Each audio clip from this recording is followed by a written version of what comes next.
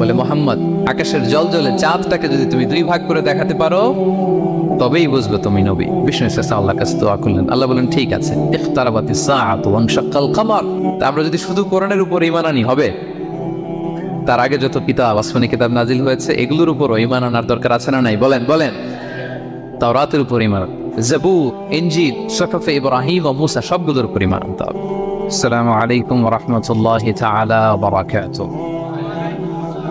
রুসুলাম মুবাশশিরিন ওয়া মুনযিরিন লিআল্লা ইয়াকুনা লিন-নাসি আলাল্লাহি হুজ্জাতুন বা'দা রুসুল ওয়া কানা আল্লাহু আজিজান হাকীমা। সাদাকাল্লাহুল আযীম।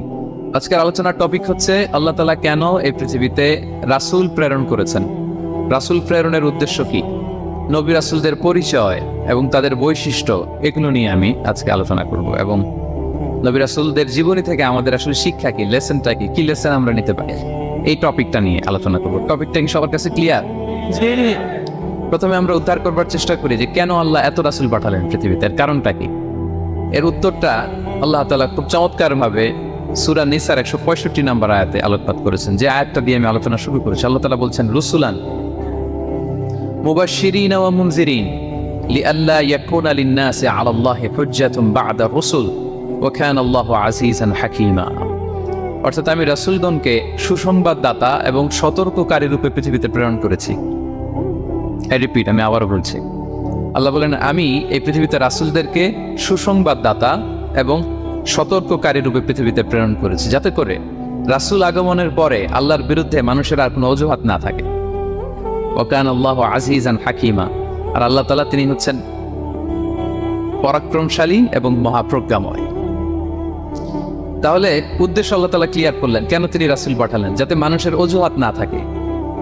আল্লাহ তাআলা যদি রাসূল পৃথিবীতে বাণীবাহক হিসেবে প্রেরণ না করতেন, মানুষরা বলতো, আল্লাহ আখিরাত বলে যে একটা কথা আছে এটা তো আমি বুঝি নাই, আল্লাহ মৃত্যুর পরে যে আবার জীবিত হইতে হবে এটা তো আমি শুনি নাই, আল্লাহ এই পৃথিবীতে আমি কি কি করেছি তার পাই টু পাই তোমার সুপ্রিম কোর্টের কাঠগড়ায় দাঁড়িয়ে যে বিচারের সম্মুখীন হতে হবে কেউ তো আমার কোনোদিন বলে নাই।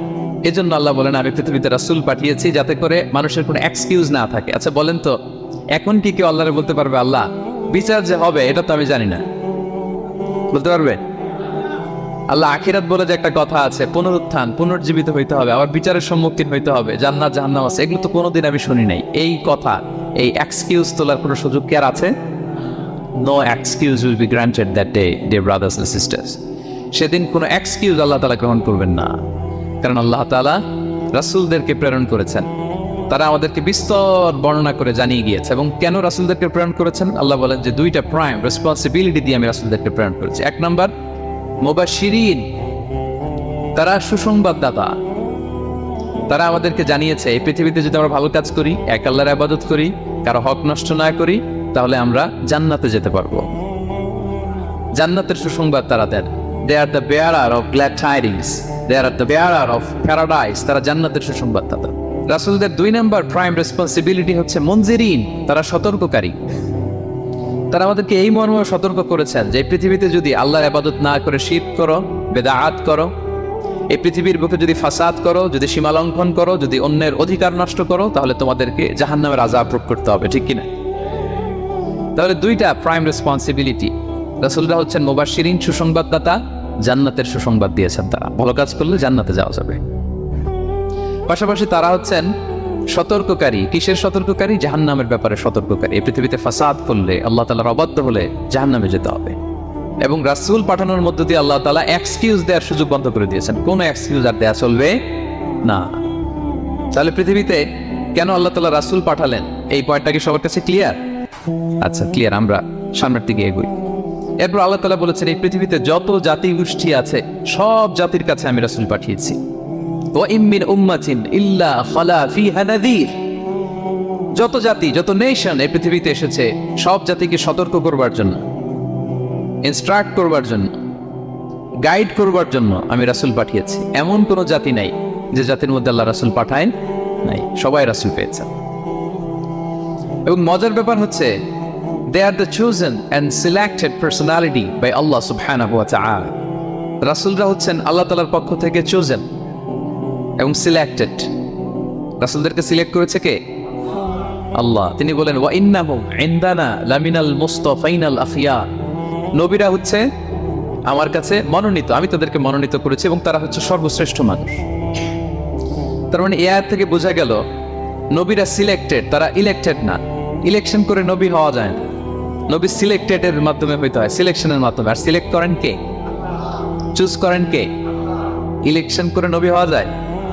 আমরা পৃথিবীর সবাই মিলে যদি ভোট দেই যে আল্লাহ আমরা সবাই ভোট দিলাম এই হচ্ছে রাসূল, তাকে রাসূল হিসেবে আপনি কবুল করেন, হবে? ইলেকশনে ভোট দিলে আমাদের সাথে যদি ম্যানকাইন্ডের সাথে জিন কাইন্ডও যুক্ত হয়, জিনেরাও যদি বলে আল্লাহ আমরাও আছি, আমরাও দিলাম একটা করে ভোট, হবে? রাসূল হবে?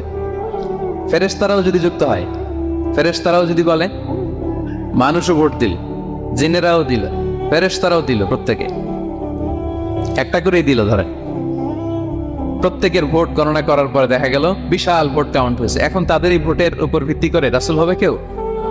হবে? কারণ নবী ইলেকশনে হওয়া যায় না, নবী হয় সিলেকশনে। আর সিলেক্ট করেন কে? আল্লাহু ইয়ালামু হাইসু ইয়াজআলু রিসালাতাহু, কাকে রাসূল বানাবেন, কাকে তিনি নবী হিসেবে অ্যাপয়েন্ট করবেন, এটা তিনিই জানেন। শুধুমাত্র কেবলমাত্র একমাত্র আল্লাহ তাআলা সোললি এটাকে কন্ট্রোল করেন। কেউ চাইলে কারো ভোটে, কারো ইলেকশনে নবী হওয়া যায় না। নবীর হচ্ছে সিলেক্টেড, চুজেন পার্সোনালিটি বাই আল্লাহ সুবহানাহু ওয়া তাআলা। তাহলে নবীরা নির্বাচিত নন, ওনারা মনোনীত। নবীরা কি নির্বাচিত? নবীরা মনোনীত। এখন কতজন নবী রাসূল আল্লাহ তাআলা পাঠিয়েছেন? আল্লাহ তাআলা সুস্পষ্ট করে জানাননি কতজন। কিছু কিছু হাদিস থেকে পাওয়া যায় লক্ষাধিক রাসূল, নবী এবং রাসূল আল্লাহ তাআলা পৃথিবীতে পাঠিয়েছেন। কিন্তু কোরআন আল কারিমে এই লক্ষাধিক নবী রাসূলের সবার কথা আল্লাহ তাআলা আমাদেরকে শোনাননি। আল্লাহ তাআলা মাত্র 25 জন রাসূলের কথা আমাদেরকে শুনিয়েছেন। কতজন? 25 জনের কথা আল্লাহ তাআলা শুধু আমাদেরকে বলেছেন, বাকিদের কথা বলেন নাই। কতটুকু আমাদের বলা দরকার এটা আমাদের চেয়ে ভালো জানেন কে? আল্লাহ ভালো জানেন। আল্লাহ তাআলা ভালো জানেন কতটুকু আমাদেরকে জানাতে হবে। যত রাসূল তিনি পাঠিয়েছেন, যত নবী পাঠিয়েছেন, সবার কথা যদি আল্লাহ কোরআনে বলতেন তাহলে কোরআন কি মাত্র 611 পৃষ্ঠার একটা বই হতো? 10 খণ্ড, 15 খণ্ড, 20 খণ্ড। তখন আমরা হাফেজ হতে পারতাম? হ্যাঁ, আমরা হাফেজ তরিকুল ইসলাম পাইতাম তখন? হ্যাঁ, তাকরিম পাইতাম? তখন তো হাফেজ হওয়া যেত না। এটা যদি 15 খণ্ড 20 খণ্ডের বিশাল ভলিউম হয়, হাফেজ হওয়া যেত না। এই জন্য আল্লাহ তাআলা সব নবীদের কথা আমাদেরকে শোনায় নাই, মাত্র 25 জন নবীর কথা কোরআনে আল্লাহ শুনিয়েছেন। কতজন? আল্লাহ বলেন রুসুলান কদ কসাসনাহুম আলাইকা মিন ক্বাবলু ওয়া রুসুলান লাম নাকসুসহুম আলাইক। নবী হে, অনেক রাসূলের কথা আপনাকে শুনিয়েছি, আবার অনেক রাসূলের কথা আমি শোনাই না। যাদের কথা শোনানোর প্রয়োজন মনে করেছি তাদের কথাই আমি শুনিয়েছি। তাহলে আমরা বুঝলাম কোরআনে বর্ণিত হয়েছে কয়জন নবী রাসূলের নাম? সবাই বলবেন আওয়াজ করে, কয়জন? 25 জন। এবং এই 25 জন নবীর মধ্য থেকে 6 জনের নামে আল্লাহ 6টা সূরা ডেডিকেট করেছেন কোরআনে, 6টা সূরা উৎসর্গ করেছেন। সূরা ইউনুস, সূরা ইউসুফ, সূরা ইব্রাহিম, সূরা মুহাম্মদ, সূরা নূহ, সূরা হুদ। 6 জন নবী। কয়জন নবী? 6 নবীর নামে আল্লাহ তাআলা 6টা সূরা ডেডিকেট করেছেন। এবং এই যত নবী আল্লাহ তাআলা পাঠিয়েছেন সব নবীর উপর ঈমান আনা আবশ্যক। It's compulsory to believe in every messenger sent by Allah subhanahu wa ta'ala. To validate our faith, আমাদের ঈমানটাকে প্রিজার্ভ করার জন্য সব নবীর উপর আমাদের ঈমান আনতে হবে, সব নবী। আমরা যে ঈমান আনি, ঈমানে মুফাসসাল, যেখানে 7টা বিষয়ের উপর বিস্তারিত ঈমানের যে ঘোষণা আমরা দেই, আমরা তো বলি যে ঈমানে একটা মুজমাল আর একটা কি মুফাসসাল। ঈমানে মুফাসসালে 7টা বিষয়ের প্রতি ঈমান আনতে হয়। আমানতু বিল্লাহি ওয়া মালাইকাতিহি ওয়া কুতুবিহি, তারপরে ওয়া রুসুলিহি, পাইছেন? ওয়াল ইয়াউমিল আখিরি ওয়া বিল কদরি খাইরিহি ওয়া শাররিহি মিনাল্লাহি তাআলা ওয়াল বা'সি বা'দাল মাউত। এই 7টা বিষয়ের উপর বিস্তর ঈমান আমাদের আনতে হয়। এই 7টার মধ্যে রাসূলদের ব্যাপার আছে না নাই? রাসূলদের উপর ঈমান আনতে হবে। যদি না আনি তাহলে আরকানুল ঈমান পূর্ণ হলো না, আমার ঈমান পরিপূর্ণ হবে না। তাহলে রাসূলদের উপর পূর্ণাঙ্গ ঈমান আনা এটা আবশ্যক। এবং এই সকল নবী এবং রাসূলদের একটাই ধর্ম ছিল। ধর্মটার নাম কি? সবাই বলুন, কি নাম? সবার একটাই ধর্ম, সব নবীর একটাই ধর্ম। কারণ আল্লাহর কাছে মনোনীত ধর্ম কয়টা? একটা। ইন্না দীনা ইনদাল্লাহিল ইসলাম, আল্লাহর কাছে মনোনীত একটাই ধর্ম, সেটা হচ্ছে ইসলাম। এই যে ইহুদি বলে, নাসারা বলে, এগুলো ধর্ম না, এগুলো বংশ গোষ্ঠী জাতির নাম অনুসারে নামকরণ করা হয়েছে। যেমন নাসারা এসেছে ঈসা আলাইহিস সালামের মা মারিয়াম ফিলিস্তিনের নাসিরিয়া শহরে জন্মগ্রহণ করেছেন। নাসিরিয়া, ওইখান থেকে আসছেন নাসারা। ইয়াকুব আলাইহিস সালামের 10 ছেলে, এই 10 ছেলের মধ্যে থেকে এক ছেলের নাম হচ্ছে ইয়াহুদা। এই ইয়াহুদা থেকে এসেছে ইহুদি। কিন্তু সব নবীর ধর্ম একটা। আওয়াজ করে বলুন তো সবাই, সেটা কি? ইসলাম। সবার ধর্ম একটা ছিল ইসলাম। বিষ্ণু ইসলাম বলেন ওয়াল আম্বিয়াউ ইখওয়াতুন লিআল্লাতিন, সেই বুখারীর বর্ণনা, নবীগণ হচ্ছে একে অন্যের বৈমাত্রেয় ভাইয়ের মতো। বৈমাত্রেয় ভাই মানে মা ভিন্ন কিন্তু বাবা এক, এরকম হয় না? ধরেন আমার বাবা যদি একাধিক বিয়ে করে, তো প্রত্যেক স্ত্রী গর্ভে যদি সন্তান আসে, তো আমরা সবাই তো ভাই, কি বলেন? কিন্তু মা ভিন্ন। মা কি? তবে বাবা এক। নবীদের দৃষ্টান্তটা এরকম, আল আম্বিয়া ও ইখওয়াতুন লিআল্লাত, নবীরা হচ্ছেন বৈমাত্রেয় ভাইয়ের মতো, তাদের মা ভিন্ন কিন্তু বাবা এক। বিষ্ণু ইসলাম বলেন উম্মাহাতুহুম শাত্তা ওয়া দীনুহুম ওয়াহিদ, তাদের শরীয়ত, তাদের বিধিবিধান এটা ভিন্ন ভিন্ন কিন্তু তাদের দিন কি? এক, সেটা হচ্ছে ইসলাম। সকল নবীর ধর্মের নাম হচ্ছে ইসলাম। যেমন ইব্রাহিম আলাইহিস সালামের ব্যাপারে আল্লাহ তাআলা বলেন মা কানা ইব্রাহিমু ইয়াহুদিয়ান ওয়ালা নাসরানিয়ান ওয়ালাকিন কানা হানিফান মুসলিমা ওয়া মা কানা মিনাল মুশরিকিন। নবী ইব্রাহিম আলাইহিস সালাম উনি ইহুদিও ছিলেন না, নাসারাও ছিলেন না, উনি একনিষ্ঠ মুসলিম ছিলেন। কি ছিলেন? আল্লাহ নবী ইউসুফ আলাইহিস সালাম উনি সবসময় আল্লাহর কাছে দোয়া করতেন, আল্লাহ তাওয়াফানি মুসলিমান ওয়াল হিকনি বিসসালিহিন, আল্লাহ তুমি আমাকে মুসলিম হিসেবে মৃত্যু দিও আর সৎকর্মশীলদের সাথে অন্তর্ভুক্ত করে নিও। তো উনি মুসলিম না হলে এই দোয়া করতেন, আল্লাহ মুসলিম হিসেবে মৃত্যু দিও। সুলাইমান আলাইহিস সালাম রানী বিলকিসের কাছে একটা চিঠি লিখেছেন। এই চিঠি আবার পাঠিয়েছেন হুদহুদ পাখিকে দিয়ে। হুদহুদ পাখি ঠোঁটে করে এটা কামড় দিয়ে নিয়ে বিলকিসের রাজপ্রাসাদের ভেন্টিলেশনের ভিতর দিয়ে ঢুকে বিলকিস লাঞ্চ করে বিশ্রাম নিতেছিল, আর বুকের উপরে চিঠিটা রেখে ফুরুত করে উড়াল দিছে হুদহুদ। খুলে দেখে অদ্ভুত এক চিঠি, ইন্নাহু মিন সুলাইমান ওয়া ইন্নাহু বিসমিল্লাহির রহমানির রহিম। তো বিলকিসকে উদ্দেশ্য করে সাল্লাল্লাহু আলাইহি ওয়াসাল্লাম বলেছিলেন আল্লাহ তাআলু আলাইয়া ওয়াতুনি মুসলিমিন, বিলকিস অবাধ্য হয়েও না, বাড়াবাড়ি করো না, মুসলিম হয়ে আমার কাছে ফিরে আসো। কোন নবী বলছেন? তো উনি যদি মুসলিম না হতেন, উনি মুসলিম হওয়ার আহ্বান করতেন? প্রিয় ভাইরা, তাহলে সব নবীর ধর্ম একটা, সেটা কি? ইসলাম। সব নবী একই ধর্মের অনুসারী ছিলেন। এ পর্যায়ে আমরা কমন প্রফিটিক ফিচার্স, 10টা কমন ফিচার আছে যেটা সব নবীদের ক্ষেত্রে প্রযোজ্য। সব নবীদের ক্ষেত্রে এই ফিচারগুলো পাওয়া যায়। এই 10টা কমন ফিচার নিয়ে আলোচনা করবেন ইনশাআল্লাহ।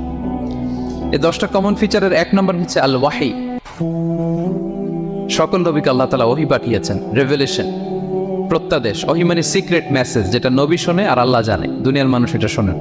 নবীরা বললে কেবল শোনে। সুবহানাল্লাহ।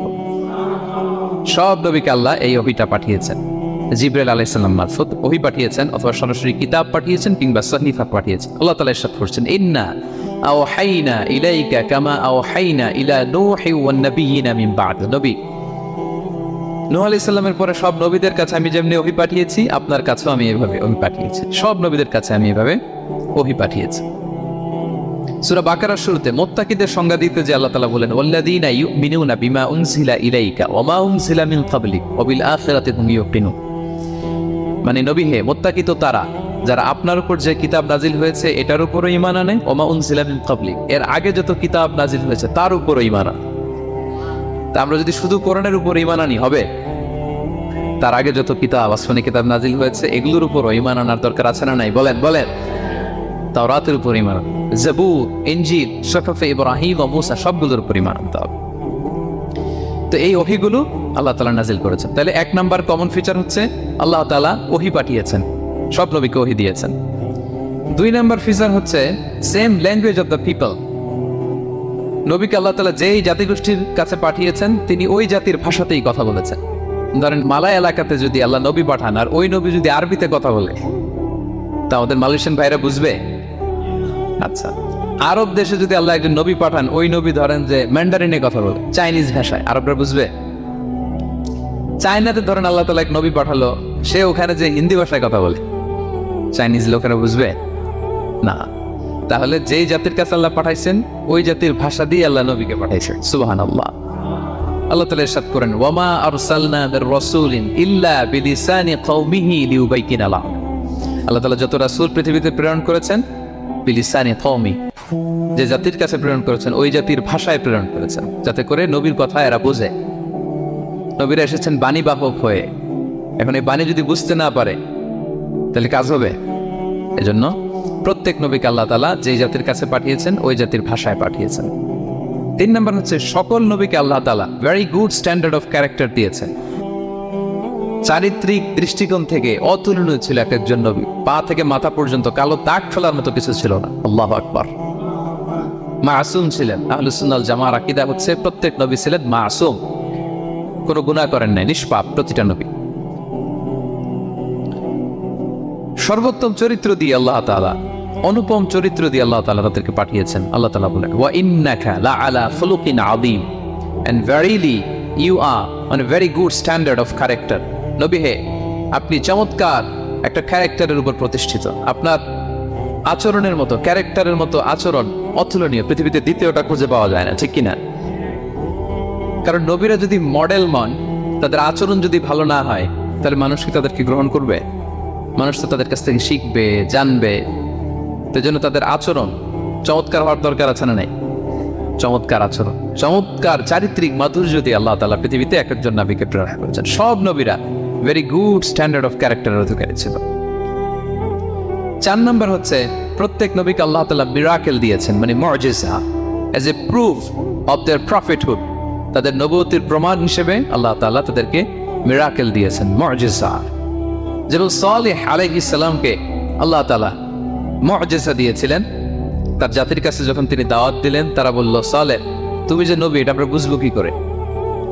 এক শর্তে আমরা তোমার উপর ঈমান আনতে পারি। সালেহ আলাইহিস সালাম বললেন, কি শর্ত? বলতেছে, এই যে পাহাড় দেখো, এই পাহাড়ের ভেতর থেকে যদি একটা উট বের করো, 10 মাসের গর্ভবতী একটা উটটা বেরোবে, বেরোয় বাচ্চা দিবে, সাথে সাথে আমরা উটের দুধ দহন করে খাবো, এরপর আমরা ঈমান আনবো। চিন্তা করছেন কত শর্ত? পাহাড়ের ভেতর থেকে কি বের করে দেখাইতে হবে? উট। উনি আল্লাহর কাছে দোয়া করলেন, আল্লাহ বললেন কবুল। তবে কথা না আসলে কিন্তু খবর আছে, বলছে ঈমান আনবে, ঈমান না আনলে কিন্তু খবর আছে। উনি দোয়া করলেন, আল্লাহ কবুল করলেন। পাহাড় বিদীর্ণ হয়ে একটা বিশাল আকৃতির উট বের হয়ে আসলো, 10 মাসের গর্ভবতী উট। মুহূর্তে এটা ডেলিভারি করলো একটা উটের বাচ্চা, এবং দুধ দিতে আরম্ভ করলো, ওলান ভর্তি দুধ। সবাই পেট ভরে দুধ খেলো।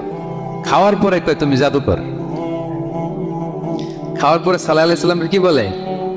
ইউ আর এ ম্যাজিশিয়ান, তুমি জাদুকর, তুমি তো বড় বেলকিবাজ সালেহ, তুমি পাহাড়ের ভিতরে বেলকি ঢুকাই দিছ। আল্লাহ তাআলা তাদেরকে একটা সাউন্ড গ্রেনেড, প্রচন্ড শব্দ তরঙ্গ দিয়ে ধ্বংস করে দিলেন। কানের পর্দা ফেটে সবগুলো লাশ হয়ে জমিনে পড়ে রইল। তাহলে এই যে সালেহ আলাইহিস সালাম যেটা দেখাইছেন, এটা কি ভেলকি ছিল? ম্যাজিক ছিল? কি ছিল?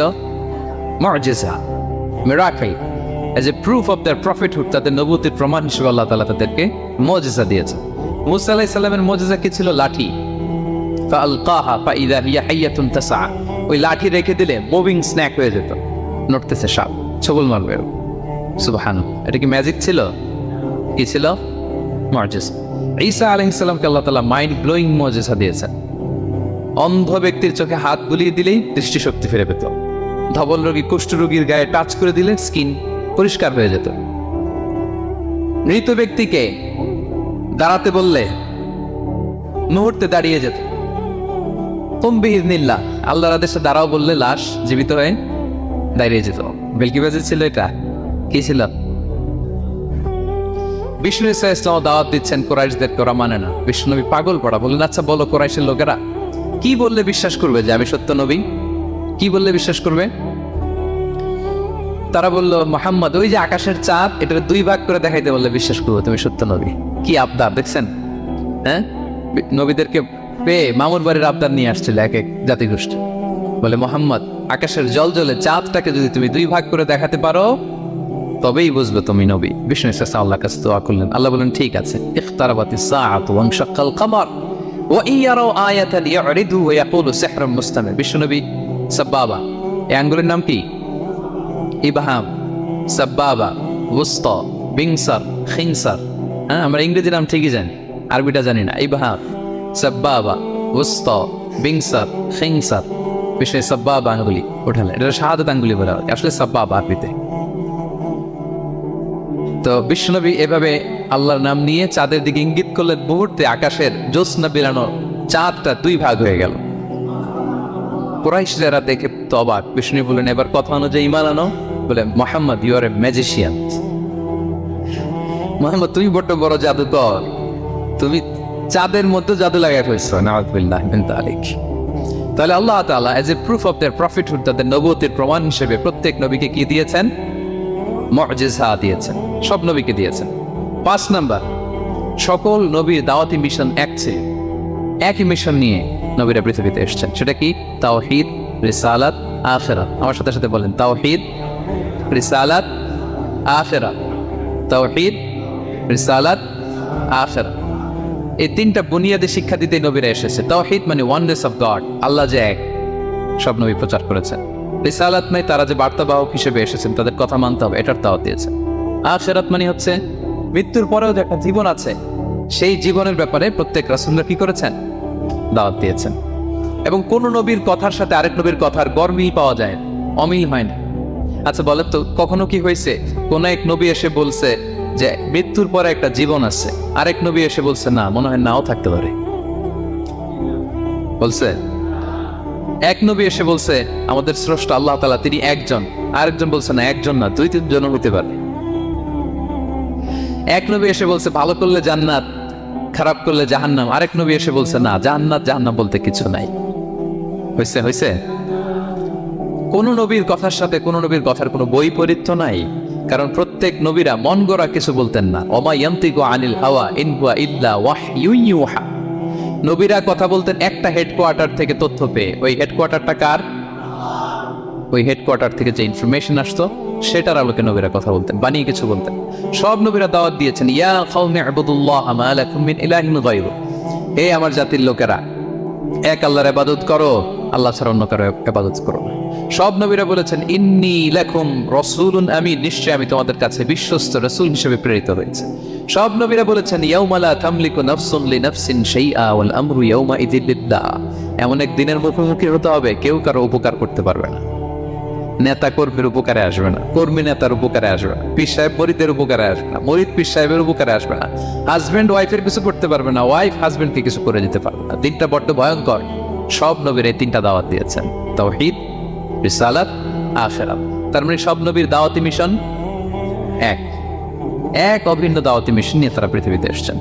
6 নাম্বার, এই পৃথিবীতে যত রাসূল এসেছে, নবী এসেছে, তারা প্রত্যেকে মানুষ ছিলেন। কি ছিলেন? নাকি জিন ছিল? ফেরেশতা? প্রেরিত সব নবীরা কি ছিল? মানুষ ছিল। মক্কার কুরাইশরা বলতো মালি হাযা রাসূল ইয়াকুলু আত-তাআমা ওয়া ইয়ামশি ফিল আসওয়াক। ব্যাপার কি, মুহাম্মদ আবার কেমনে রাসূল হয়?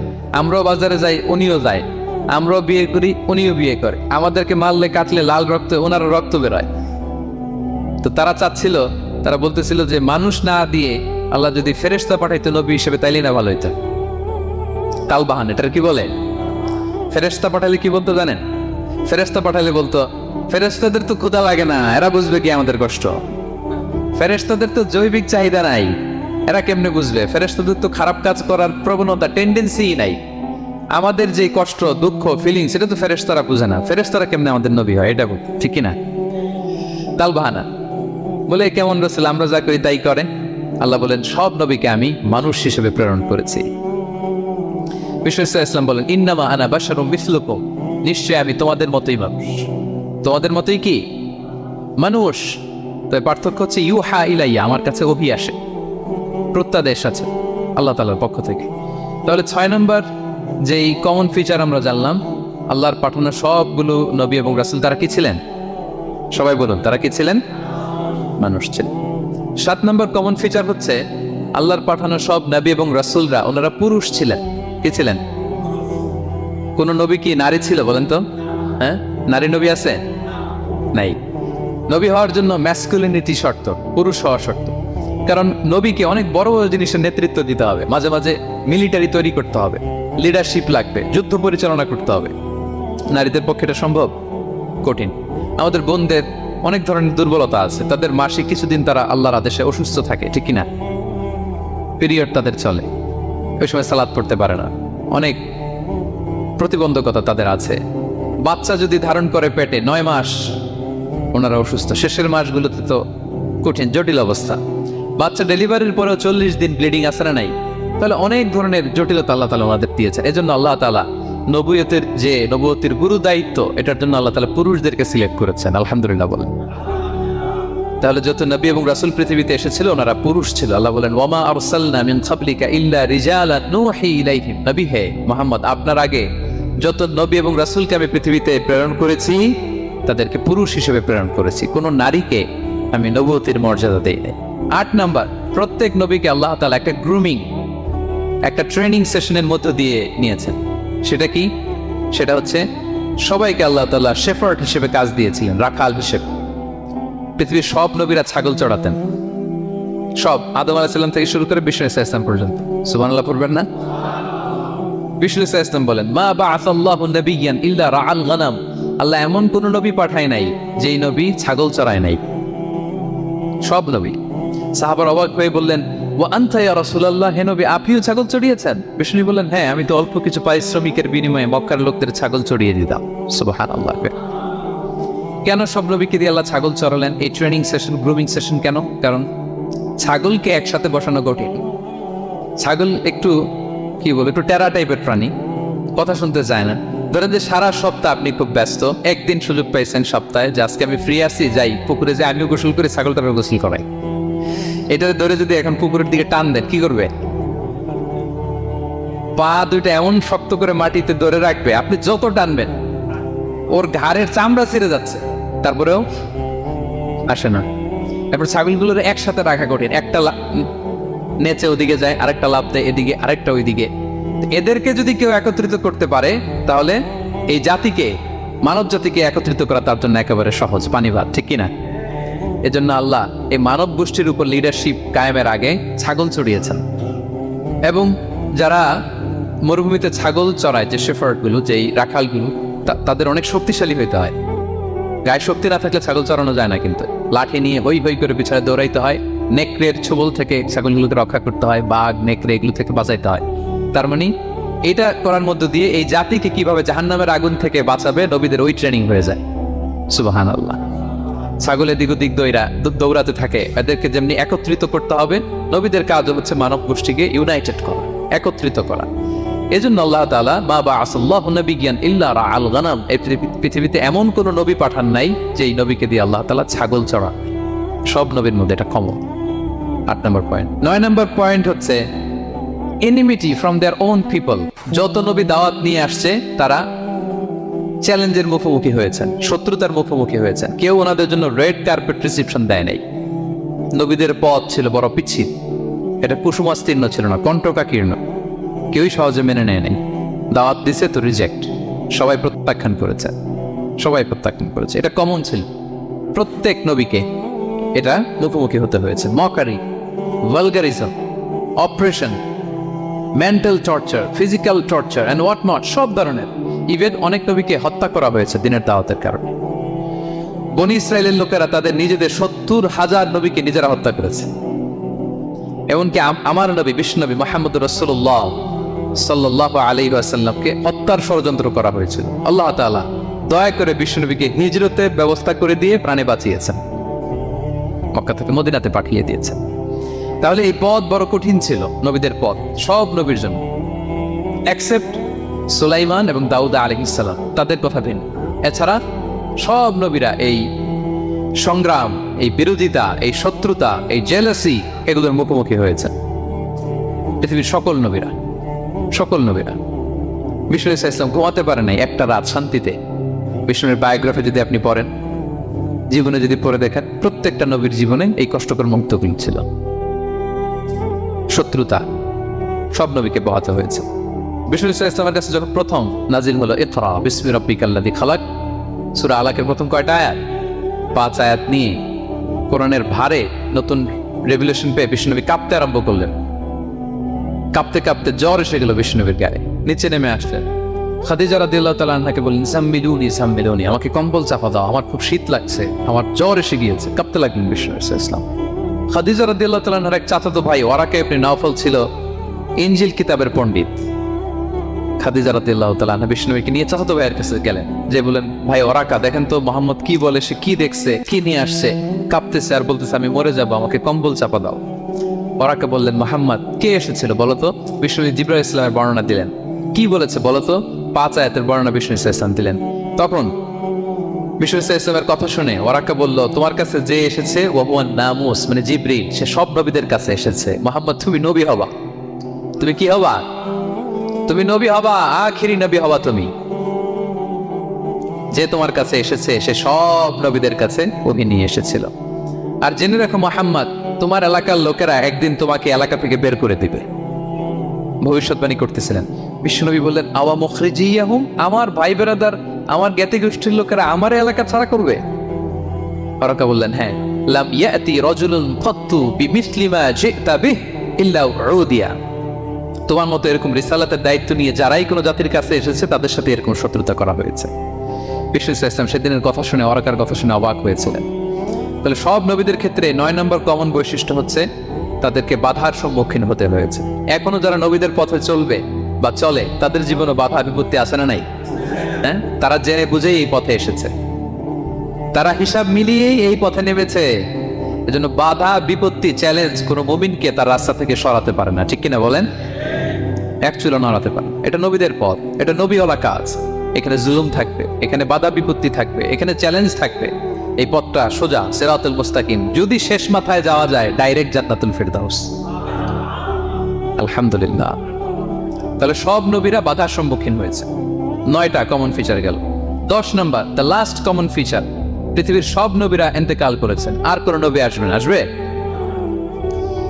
পৃথিবীর সব নবীরা মারা গিয়েছেন, কিন্তু আলামুল বারজাখে, বারজাখের জগতে নবীরা জীবিত। আই রিপিট, আমি আবারও বলি, প্রত্যেক নবী তার কবরে জীবিত। আলামুল বারজাখে। আমরা এই দুনিয়াতে আসার আগে যেই জগতে ছিলাম, ওই জগৎটার নাম হচ্ছে আলামুল আরওয়াহ, মানে রূহের জগৎ। সেখান থেকে আমরা এই জগতে এসেছি, এটার নাম আলামুদ দুনিয়া, দুনিয়ার জগৎ। আবার মৃত্যুর পরে যে নতুন এক্সটেশনে আমরা যাব, সেটার নাম হচ্ছে আলামে বারজাখ, বারজাখের জগৎ। নবীরা ওই বারজাখের জগতে জীবিত। বিষ্ণু ইসলাম সুনানে আবু দাউদের হাদিসে বলেন যে, ইন্নাল্লাহা হাররামা আলাল আরদি আন তাকুলা আজসাদাল আম্বিয়া, আল্লাহ তাআলা এই জমিনকে, নবীদের দেহকে কনজিউম করাকে হারাম করে দিয়েছেন। মানে জমিনের জন্য নবীদের লাশকে পচিয়ে ফেলা, খেয়ে ফেলা হারাম। যত নবী যেখানে ইন্তেকাল করেছেন, তাদের পবিত্র দেহ মোবারক এখনো আগের মতো একেবারে যখন মৃত্যুবরণ করেছিলেন তখন লাশটা যেমন তাজা ছিল, এখনো প্রত্যেকে তার কবরে এরকম তাজা লাশ নিয়ে শুয়ে আছে। প্রত্যেক নবী কবরে জীবিত। বিষ্ণু ইসলাম ওনার কবরে জীবিত। তবে এটা বারজাকি জগতে। এই দুনিয়াতে যেভাবে জীবিত ছিলেন ওইভাবে না, বারজাকি জগতে জীবিত। আমরা যখন প্যারা নবীর উপর সালাম পৌঁছাই, দুরুদ পড়ি, প্রত্যেক ফেরেশতা, একটা ফেরেশতা আছে এই দুরুদগুলোকে নিয়ে বিষ্ণুনবীর কাছে পৌঁছায়। আপনার বাবার নাম, আপনার নাম বলে ফেরেশতা বলে যে অমুকের ছেলে অমুক আপনাকে সালাম দিয়েছে। বিষ্ণুনবী কবর থেকে নিজে ওই সালামের উত্তর বলে, কারণ বিষ্ণু ইসলাম বারজাকের জগতে তিনি জীবিত। হায়াতুন নবী, বারজাকের জগতে তিনি জীবিত। আরেক হাদিসে বিষ্ণু ইসলাম বলেন, আল আম্বিয়া ওয়া আহইয়াউন ফি কুবুরিহিম ইউসাল্লুন, নবীরা তাদের কবরে জীবিত, সেখানে তারা সালাত আদায় করে। নবীরা তাদের কবরে কি করে? সালাত আদায় করে। তাহলে এই 10টা হচ্ছে কমন ফিচার্স এন্ড প্রফিটস। সব নবীদের মধ্যে এই বিষয়গুলো পাওয়া যায়। সর্বশেষ পয়েন্ট হচ্ছে lessons from the life of the profits. এত নবী রাসূল যে আল্লাহ তাআলা আমাদের হেদায়েতের জন্য পাঠালেন, তাদের জীবনী থেকে আমাদের জন্য শিক্ষা কি, লেসন কি, এটা জানার দরকার আছে না নাই? বলেন, কি লেসন আমরা নিব? অনেক লেসন আছে। আমি সংক্ষিপ্ত পরিসরে 2-1টা বলি। আমি আমার মিজানুর রহমান আজহারি ভেরিফাইড ইউটিউব চ্যানেলে প্রফেট সিরিজ নামে একটা সিরিজ করেছে, 25 পর্বের। কোরআনে কয়জন নবীর নাম উল্লেখ হয়েছে? আর আমার চ্যানেলে কয় পর্ব? তার মানে 25 জন নবীর ব্যাপারে আমি ওয়েল ডকুমেন্টেড ম্যানারে একাডেমিকলি আলোচনা করেছি। আপনারা শুনবেন, আপনাদের জন্যই করেছি, শুনবেন আপনারা। এবছর 21শে বইমেলায় আপনারা শুনেছেন আমার একটা বই প্রকাশিত হয়েছে।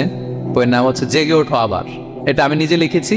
আরেকটা বই 6 খণ্ডের আমি সম্পাদনা করেছি, সেটা হচ্ছে ছোটদের নবী রাসূল। বইটার নাম কি? ছোটদের নবী রাসূল। সত্যায়ন প্রকাশন থেকে 6 পর্বের খুব চমৎকার গ্রাফিক্যাল ইউজার ইন্টারফেস দিয়ে আপনার সোনামণিরা, বাচ্চারা তারা জেনে যাবে যে তাদের আসল আইকন কারা, তাদের আসল সুপার হিরো কারা, তাদের অনুসরণীয় অনুকরণীয় ব্যক্তিত্ব হবে কারা। এই বইটা লিখতে, সম্পাদনা করতে আমাদের অনেক চ্যালেঞ্জ আমরা ফেস করেছি, কারণ এটা আপনাদের জন্য লিখছি কাদের জন্য? বাচ্চাদের জন্য। আমি বাচ্চাদেরকে গল্প শোনাচ্ছি এরকম একটা ভাব নিয়ে লিখেছি। আমি বারবার ভেবেছি যে আমার ছোট্ট মেয়েটাকে যদি আমি শোনাই, ওকে বুঝাইলে ও কিভাবে বললে বুঝবে। গল্পের মতো করে খুব রস দিয়ে আনন্দ দিয়ে প্রতিটা বাক্য এভাবে সাজানো হয়েছে। 6 খণ্ডের ছোটদের নবী রাসূল সিরিজ, যদি সুযোগ হয় আপনারা সংগ্রহ করবেন।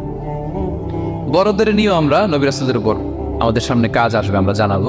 তো আজকের এই কায়েত ফাউন্ডেশন বাংলাদেশের এই প্রোগ্রামের সর্বশেষ যে পয়েন্টটা আপনাদের সামনে আমি উপস্থাপন করতে চাই, সেটা হচ্ছে lessons from the life of the prophets. নবী রাসূলদের জীবনী থেকে আমাদের জন্য কি শিক্ষা। 25 জন নবীকে কভার করা সম্ভব হবে না, আমি সেখান থেকে মাত্র 7 জন নবীর জীবনী থেকে 7টা শিক্ষা 7 মিনিটে বলে আমরা শেষ করে দেব ইনশাআল্লাহ বিইذنিল্লাহ। প্রথমে আমরা শুনবো সাইয়েদনা আদম আলাইহিস সালামের জীবনী থেকে শিক্ষা। পৃথিবীর প্রথম নবী কে ছিল বলেন তো? আদম আলাইহিস সালাম। আমরা যেমনি আমাদের শৈশব ছিল, কৈশোর ছিল, যৌবন, তারপর বার্ধক্যের দিকে যাচ্ছি, ওনার কিরকম ছিল? আদম আলাইহিস সালামের শৈশব ছিল না? ছিল? কৈশোর ছিল? কনফিউশনে পড়ে গেছে। ছিল না। মজার ব্যাপার হচ্ছে ওনার শৈশব কৈশোর ছিল না, ওনাকে আল্লাহ সৃষ্টি করতে যুবক করে সৃষ্টি করছে। সুবহানাল্লাহ, এত আসতে কেন?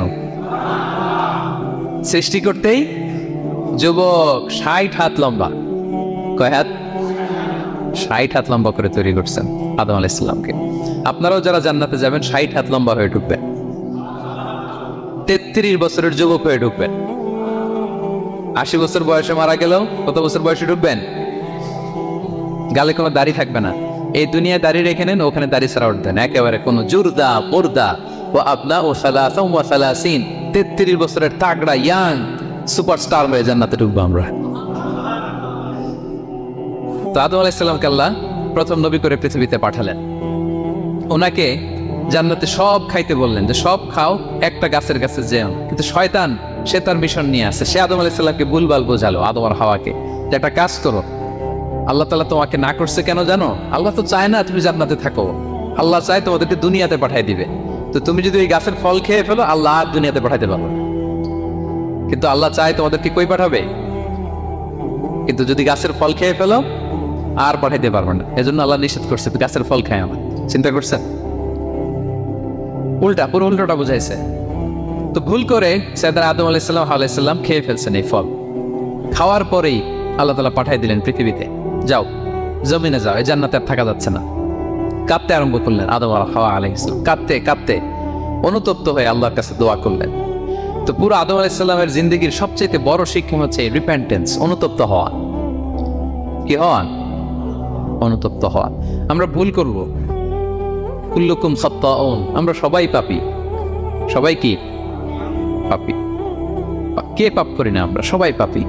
কিন্তু মনে রাখবেন, আমাদের পাপ যত বড় হোক, আল্লাহর রহমতের দরিয়া তার চাইতেও বড়, অনেক বড়।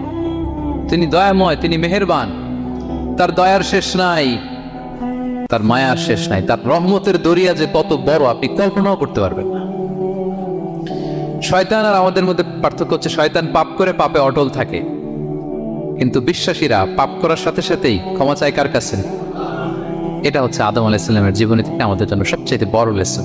সাইয়েদনা আদম আলাইহিস সালাম উনি ভুল করে যখন বুঝতে পারলেন, অনুতপ্ত হলেন, চোখের পানি ছাড়লেন। 2 ফোঁটা পানি আল্লাহর কাছে সবচাইতে প্রিয়। এক হচ্ছে জিহাদের ময়দানে মুজাহিদের গা বেয়ে ঝরে পড়া রক্তের ফোঁটা, 2 হচ্ছে অনুতপ্ত বান্দার চোখের পানির ফোঁটা।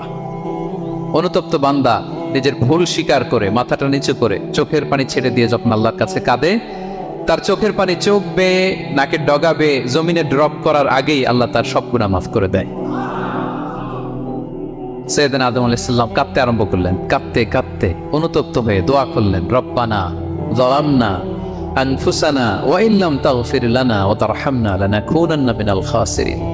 রব্বানা, হে আমাদের রব, যালামনা আনফুসানা, আমরা আমাদের নফসের উপর জুলুম করেছি, ভুল করেছি, অন্যায় করেছি, অপরাধ করেছি। ওয়া ইল্লাম তাগফির লানা, আল্লাহ তুমি যদি ক্ষমা না করো, তুমি যদি মাফ না করো, লানাকুনান্না মিনাল খাসিরিন, আল্লাহ আমরা ধ্বংস হয়ে যাব, আমরা ক্ষতিগ্রস্ত হয়ে যাব, আমরা লুজার হয়ে যাবে। এই বাক্যগুলো বলে বলে যখন আল্লাহ তাআলার কাছে দোয়া করলেন, আল্লাহর রহম হলো। আল্লাহ দয়া করে সাইয়েদনা আদম আর হাওয়া আলাইহিস সালামকে ক্ষমা করে দিলেন। ক্ষমা করে আবার জান্নাতের এন্ট্রির ঘোষণা দিলেন যে আবার দুনিয়ার জীবন শেষ করে আসো, যেখান থেকে আসছিলে আবার ওখানে ঢুকতে পারবে। তাহলে আদম আলাইহিস সালামের জীবন থেকে আমরা যে লেসনটা পাই সেটা কি ভাই?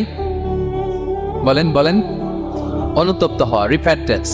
আমরাও যদি জীবনে ভুল করি কি করবেন? ভুলের উপর অটল থাকবেন, অনড় থাকবেন, একগুঁয়ে ধরে বসে থাকবেন, সীমা লঙ্ঘন করবেন? আমরা ক্ষমা চাইব। কার কাছে ক্ষমা চাইব? ক্ষমা দেওয়ার জন্য তিনি বসে থাকেন। শেষ রাতে আল্লাহ প্রথম আসমানে চলে আসেন। প্রথম আসমানে এসে ডাকতে থাকেন, আলা বিন মুস্তাগফিরিন আগফির আলা, কে ক্ষমা চাবা?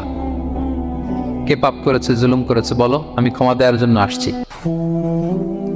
আলা বিন মুস্তারজিকিন আরজুক আলা, কার রিজিকের দরকার, কার চাকরি নাই, কার ব্যবসা মন্দা, আমার কাছে চাও, আমি আল্লাহ বাড়িয়ে দেব।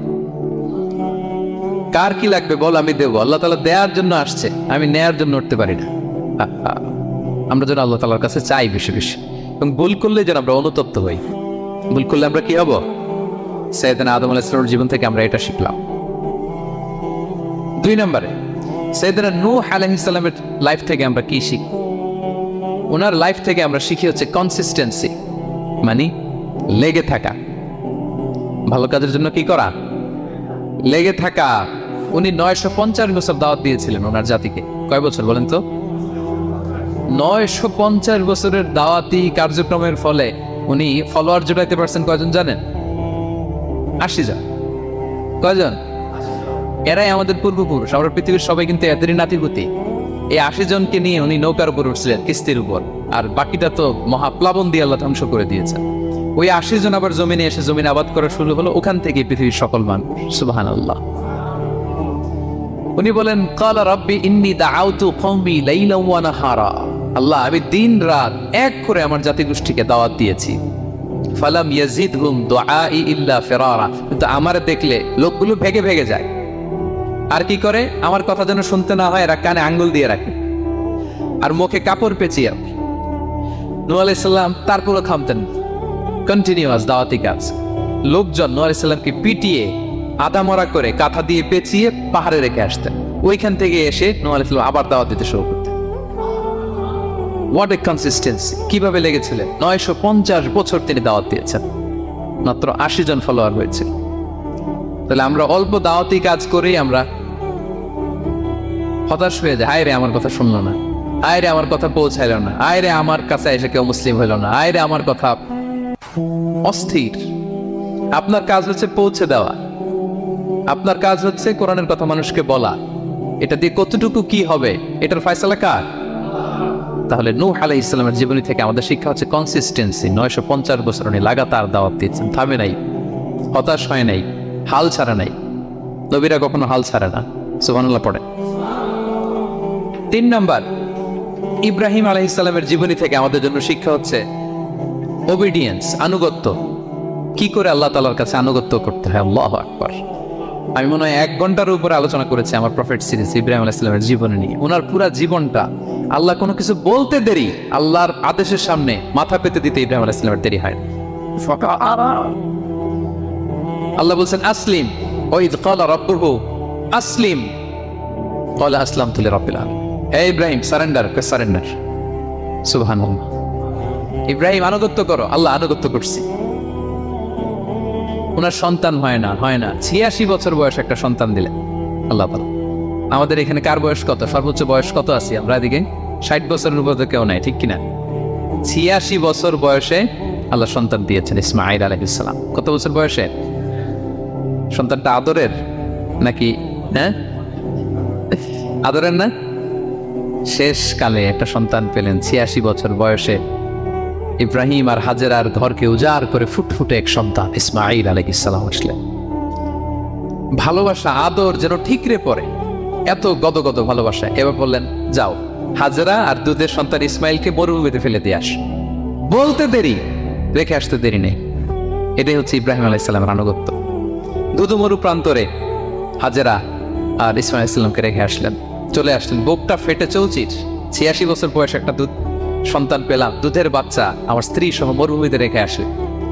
রেখে আবার থাকাও যাবে না, যাও তুমি ফিলিস্তিনে, এরা থাকবে মক্কায় মরুভূমির মাঝখানে। পরে আল্লাহ জুরহুম কওমের মাধ্যমে এদেরকে পানি, জামজাম, অনেক কিছু দিলেন। লম্বা ঘটনা দিকে যাচ্ছে।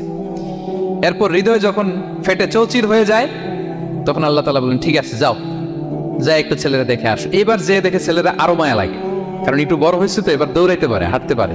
সুবহানাল্লাহ পড়ে। এবার যখন দৌড়াইতে পারে, হাঁটতে পারে, আব্বু আব্বু বলে ডাকতে পারে, মায়াটা যখন একটু গাঢ় হয়েছে, আল্লাহ বলে এবার ছেলেরা জবাই কর। দেখছেন কি পরীক্ষা? 86 বছর বয়সে সন্তান পেল, রেখে আসলো মরুভূমিতে, একটু বড় হইল, দেখা করতে গেল, এবার বলে জবাই করো। জবাই করো বলতে দেরি, ছুরি চালাতে দেরি হয়নি। কুরবানির ইতিহাস লম্বা দিন, সেদিকে যাব। এরপরে আল্লাহ কবুল করলেন। এরপরে বললেন বাপ বেটা মিলে মরুভূমির মধ্যে ঘেমে ঘেমে একটা ঘর বানাও। এরপরে ঘোষণা দাও মানুষকে, যেটা আমার ঘর। বাপ বেটা মিলে কষ্ট করে একটা ঘর বানালেন। এবার বললেন আজান দাও, ঘোষণা দাও, সবাই যেন এখানে আসে। আল্লাহ কারে ঘোষণা দিব? কেউ তো নাই। বলতেছে তুমি ঘোষণা দাও, এই ঘোষণার শব্দ পৃথিবীর সব মানুষের কর্ণকুহরে আমি আল্লাহ নিজ দায়িত্বে পৌঁছে দেব।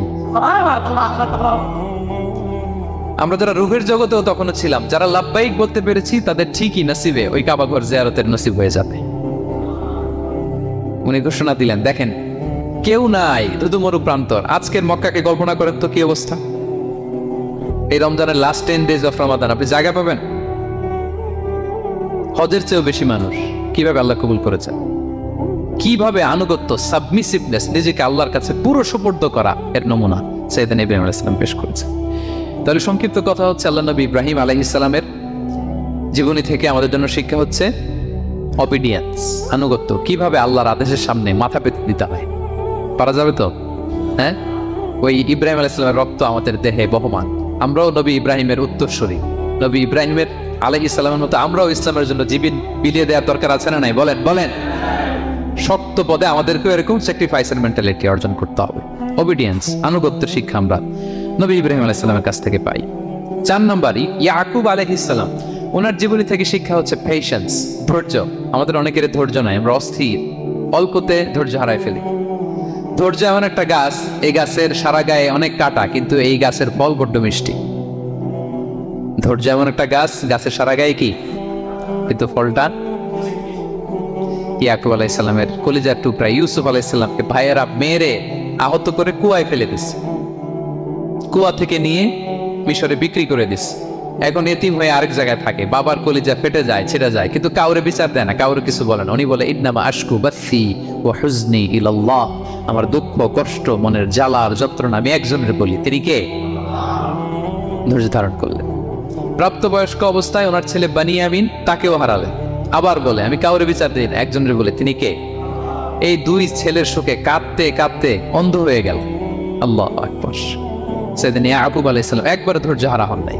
তাহলে আল্লাহ নবী ইয়াকুব আলাইহিস সালামের জীবনী থেকে আমাদের জন্য শিক্ষা হচ্ছে পেশেন্স। বিপদে আমরা কি ধরবো? ধৈর্য ধারণ। 5 নম্বরে ইউসুফ আলাইহিস সালামের জীবনী থেকে আমাদের শিক্ষা হচ্ছে he is the archetype of good character, উন্নত চরিত্রের মডেল। আমার যুবক ভাইয়েরা, গায়েত ফাউন্ডেশন বাংলাদেশের আজকের ইফতার প্রোগ্রামে যুবক যারা এসছো, তোমাদের জন্য শিক্ষা আর্কিটাইপ অফ গুড ক্যারেক্টার, চরিত্র কিভাবে হেফাজত করতে হয়, এর মডেল, প্রেরণার বাতিঘর। তাগেরা যুবক, পৃথিবীর সবচাইতে সুন্দর পুরুষ ইউসুফ আলাইহিস সালাম। তাকে দেখে ওই সময়ের আরেক বিশ্ব সুন্দরী জুলাইখা প্রেমে মাতোয়ারা গোপন কক্ষে নিয়ে প্রেম নিবেদন করেছে, বলেছে ইউসুফ কাক পক্ষে টের পাবে না। আল্লাহ নবী ইউসুফ আলাইহিস সালাম এটাকে প্রত্যাখ্যান করলেন। জোরাজুরি করলো, প্রত্যাখ্যান করলেন। মারধর করা হলো, প্রত্যাখ্যান করলেন। সবশেষে আলটিমেটাম দিল, যদি আমার কথা মতো না চলো জেলখানায় পড়বো। উনি বললেন ক্বালা রাব্বি সিজনু আহাব্বু ইলাইয়া মিম্মা ইয়াদউনানি ইলাই, আল্লাহ এই পাপের কাজের চেয়ে জেলখানায় আমার জন্য ভালো। বিনা অপরাধে, বিনা দোষে 1 যুগ মিথ্যা অপবাদে কারাবন্দী ছিলেন সাইয়েদনা ইউসুফ আলাইহিস সালাম। তারপরেও চরিত্রের ব্যাপারে 1 বিন্দুও কম্প্রোমাইজ করেন। যুবক ভাইরা, চরিত্র বড় দামি সম্পদ। সম্পদ গেলে সম্পদ আসে, স্বাস্থ্য গেলে স্বাস্থ্য আসে, একবার চরিত্র নষ্ট হলে ওই চরিত্র আর ফিরে পাওয়া যায় না। সাইয়েদনা ইউসুফ আলাইহিস সালামের জীবনী থেকে আমাদের শিক্ষা হচ্ছে চরিত্রকে কিভাবে প্রিজার্ভ করতে হয়, এটা। 6 নম্বরে সাইয়েদনা ঈসা আলাইহিস সালামের জীবনী থেকে আমাদের জন্য শিক্ষা হচ্ছে স্লেভারি, দাসত্ব। কারণ আমরা সবাই গোলাম একজনের, বলেন তো কার গোলাম? আল্লাহর গোলাম। কিন্তু ওনার সব উম্মতেরা, মানে খ্রিস্টানরা তাকে বলে সান অফ গড, উনি নাকি আল্লাহর সন্তান। নাউজুবিল্লাহ পড়েন। ওনার মা ম্যারি, মানে মারিয়াম আলাইহিস সালাম নাকি আল্লাহর স্ত্রী। নাউযুবিল্লাহ। কিন্তু উনি জন্মের পরেই দুধের শিশু মায়ের কোলে বসে একটা ছোট্ট ভাষণ দিয়েছিলেন। বলেছিলেন ইন্নী আব্দুল্লাহ আতানিয়াল কিতাবা ওয়া জাআলানি নবিয়্যা, আল্লাহ আমাকে আল্লাহর গোলাম বানিয়ে পাঠিয়েছেন। দেখেন কি নবী, প্রথমে এসে বলেন আমি কিন্তু রাসূল, একে তো দুধের শিশু, মুখের প্রথম কথা কি, ইন্নী আব্দুল্লাহ, আমি আল্লাহর গোলাম। যাতে করে পুরো খ্রিস্ট সমাজের বিরুদ্ধে দলিল হয়ে থাকে যে তোমাদের নবী পৃথিবীতে এসে তার মুখ নিঃসৃত প্রথম শব্দটাই ছিল আমি আল্লাহর দাস, আমি আল্লাহর গোলাম। এবং উনাকে ওনার মাকে আল্লাহ স্পেশাল ইন্টারোগেট করবেন কিয়ামতের দিন, ঈসা, মারিয়াম, তোমরা কি বলে আসছিলা যে তুমি আমার বউ আর তুমি আমার সন্তান? ওনারা কাচুমাচু করে থার করে কাঁপবে আল্লাহর সামনে, কারণ এটা শিরকের প্রশ্ন। তারা বলবে আল্লাহ, আমরা যদি বলতাম আপনি তো জানতেন, আপনি যা শিখিয়েছেন আমরা তাই বলেছি। আল্লাহ জানেন যে উল্টাপাল্টা কিছু বলে নাই, তারপরেও কোটি কোটি মানুষের সামনে এত বিশাল জনগোষ্ঠী কেন এই নবীকে আল্লাহর সন্তান বললো? আল্লাহ তাআলা ঈসা আলাইহিস সালামকে ছাড়বেন, জিজ্ঞেস করবেন, তিনি বলবেন আল্লাহ আমি যে তোমার গোলাম এটার দাওয়াত দিয়েছি, আর আজীবন গোলামের মতোই ছিলাম। ঈসা আলাইহিস সালাম কৃষকের সাথে, মজুরের সাথে, কুলির সাথে, ধোপাতের সাথে বন্ধুত্ব করেছিলেন। সমাজের নিচু শ্রেণীর লোকেরা ছিল তার ফলোয়ার। আল্লাহু আকবার। তাহলে সাইয়েদনা ঈসা আলাইহিস সালামের জীবনী থেকে আমরা শিখলাম আমরা সবাই আল্লাহর গোলাম, আল্লাহর দাস। সর্বশেষ নবী, বিশ্ব নবী, পেয়ারা নবী মুহাম্মদুর রাসূলুল্লাহ সাল্লাল্লাহু আলাইহি সাল্লামের জীবনী থেকে কি শিক্ষা? এই শিক্ষা তো বলতে গেলে ঘন্টার পর ঘন্টা লাগবে। একটা শিক্ষা শুধু বলি, সেটা হচ্ছে মার্সি। ওমা আরসালনাকা ইল্লা রাহমাতাল লিল আলামিন, I have sent you as a mercy for the entire universe. নবী হে, আমি আপনাকে গোটা বিশ্বের সবার জন্য রহমত করে প্রেরণ করেছি।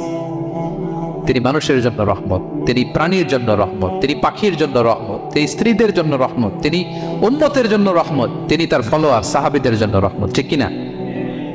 তিনি কত রহমতের নবী ছিলেন? বিষ্ণু ইসলাম কতটা রহমতের নবী ছিলেন? ছোট্ট একটা উদাহরণ দিয়ে শেষ করি।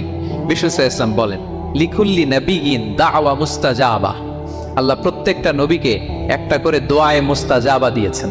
মানে এমন দোয়া, এই দোয়া করতে দেরি কিন্তু দোয়া কবুল হতে দেরি হয়। সব নবীকে আল্লাহ বলছেন, এই নবীরা তোমাদের প্রত্যেককে একটা করে দোয়া করার সুযোগ দিলাম এই দুনিয়াতে, এবং দোয়াটা করার সাথে সাথেই কবুল করে ফেলব। বিষ্ণু বলেন, লিকুল্লি নাবিয়িন দাওয়া মুস্তাজাব। সব নবীরা একটা করে দোয়া মুস্তাজাব পেয়েছেন, দাআউ বিহা, আর নবীরা ওই দোয়াটা দুনিয়াতেই করে ফেলছে। সব নবীর ওই স্পেশাল দোয়া যেটা করলেই কবুল, ওটা সব নবীরা কি করছে? দুনিয়াতেই করে ফেলেছে। কিন্তু বিশ্বনবী বলেন, ওয়া ইন্নী আখতাবিউ দাওয়াতি শাফাআতান লি উম্মতি ইয়াউমাল কিয়ামা। আমি আমার সেই দোয়াটা এই দুনিয়ার বুকে অন্যান্য নবীদের মতো করি নাই। আমি আমার দোয়াটা আমার গুনাহগার উম্মতের জন্য কিয়ামতের কঠিন দিনে তারা যখন মুসিবতে পড়ে যাবে, ওই মুসিবত থেকে বাঁচার জন্য ওই দোয়াটা আমি আমার উম্মতের জন্য রেখে দিয়েছি। ওয়া ইন্নী আখতাবিউ দাওয়াতি শাফাআতান লি উম্মতি ইয়াউমাল কিয়ামা। সব নবীরা এই দোয়াটা করেছে, দুনিয়াতেই কবুল হয়ে গিয়েছে। কিন্তু বিষ্ণু বললেন, আমি চাইলে এই দোয়াটা করতে পারতাম। তায়েফের ময়দানে বিষ্ণুনবী ওই দোয়া করলে বিষ্ণুনবীর গা দিয়ে রক্ত ঝরে না। কুরাইশদের সাথে বিষ্ণুনবীর 3 বছর জেল খাটা লাগে না। মদিনাতে বিষ্ণুনবী অনেক না খেয়েছিলেন, পেটে পাথর বেঁধেছিলেন, দোয়া করলে জান্নাত থেকে খাবারের বস্তা চলে আসতো, মুহূর্তেই কবুল। জীবনের কোনো কঠিন পরিস্থিতিতে বিষ্ণুনবী এই দোয়াটা করেনি। বিষ্ণু বলেন, আমি আমার এই দোয়াটা স্পেশালি আমার গুনাহগার উম্মতের জন্য রেখে দিয়েছি। কিয়ামতের কঠিন ময়দানে আমার গুনাহগার উম্মত যখন বিপদে পড়ে যাবে, তাদেরকে ওই বিপদ থেকে বাঁচানোর জন্য ওই দোয়াটা আমি প্রিজার্ভ করে দিয়েছি। বিষ্ণু ইসলাম আমার জন্য এই দোয়াটা রেখে দিয়েছে। প্রিয় ভাইয়েরা, এই দোয়াটা আপনার জন্য রেখে দিয়েছেন। বিশ্বনবী দোয়াটা আমাদের জন্য রেখে দিয়েছেন। চাইলে এই দুনিয়াতে এই দোয়াটা করতে পারতেন, করেন নাই। সব নবীরা করে ফেলেছেন। এজন্য বিষ্ণুকে বলা হয়েছে, ওমা আরসালনাকা ইল্লা রাহমাতাল লিল আলামিন। নবী হে, I have sent you as a mercy for the entire universe. গোটা বিশ্বের জন্য আপনাকে আমি রহমত করে প্রেরণ করেছি। আপনি রহমতের নবী, আপনি দয়ার নবী, মায়ার নবী। বিষ্ণুনবীর জীবনী থেকে শিক্ষা হচ্ছে আমরাও যেন আমাদের অধীনস্থ যারা আছে তাদের প্রতি যেন রহমদিল হই। আমরা আমাদের প্রতিবেশীদের প্রতি যেন রহমদিল হই। আমরা আমাদের ফ্যামিলির সদস্যদের প্রতি যেন রহমদিল হই। এই মার্সি, এই দয়া মায়ার ছোঁয়া যেন বিষ্ণুনবীর উম্মত হিসেবে আমাদের হৃদয়েও থাকে। সবাই পড়ি আমিন। তাহলে সম্মানিত সুধী, নবীদের এই লাইফ লেসন থেকে আমরা যেগুলো শিখলাম, এগুলো আমাদের জীবনে বাস্তবায়নের দরকার আছে না নাই? বলেন। বেশি বেশি নবীদের জীবন চর্চা করবেন তো? প্রফেট সিরিজের যে লেকচারগুলো আপনাদের জন্য রেখেছি আপনারা শুনবেন তো? সবাই ছেলে মেয়েদেরকে নবীদের জীবনী শেখাবেন তো? তারাই হচ্ছে আমাদের রিয়াল হিরো, তারাই হচ্ছে সুপার হিরো। দে আর আওয়ার আইকন। এবং আমাদের হেদায়েতের জন্য তাদেরকে আল্লাহ তাআলা আমাদের কাছে পাঠিয়েছেন নবী হিসেবে, রাসূল হিসেবে। নবীরা যেই পথে চলেছেন, যে দিক নির্দেশনা আমাদেরকে দিয়েছেন, আমরা যেন আমাদের জীবনকে ওই পথে ওই মতে পরিচালিত করতে পারি।